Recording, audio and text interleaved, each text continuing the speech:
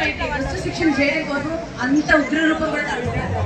అందుకే ప్రతి ఒక్క ఆడపిల్లకి ఈ పండుగ ఒక ఎగ్జాంపుల్ లాగా ఎప్పుడు గుండె నిండా పెట్టుకుని ఉండాలి అమ్మవారిని. అవసరమైతే మనకి ఎంత ఓర్పు ఎంత సహనం ఉంటుందో అవసరమైతే ఒక భద్రకాళిలా మారి మిమ్మల్ని మీరు రక్షించుకోవాలి, మీ చుట్టూ ఉన్న వాళ్ళని రక్షించాలి కన్నా. అండ్ అమ్మవారిని ప్రేయర్ చేయడం అంటే కేవలం బొట్టు పెట్టుకోవడం, అమ్మవారిని తలుచుకోవడం మాత్రమే కాదండి, ప్రతి స్త్రీని గౌరవించడం, ప్రతి ఆడపిల్లని గౌరవించడం. సో ఇక్కడున్న యంగ్స్టర్స్ అందరూ ముఖ్యంగా నేర్చుకోవాల్సింది ప్రతి ఆడపిల్లలోనే అమ్మవారు ఉంటుంది. ఓకేనా? సింహవాహి ఉంటుంది.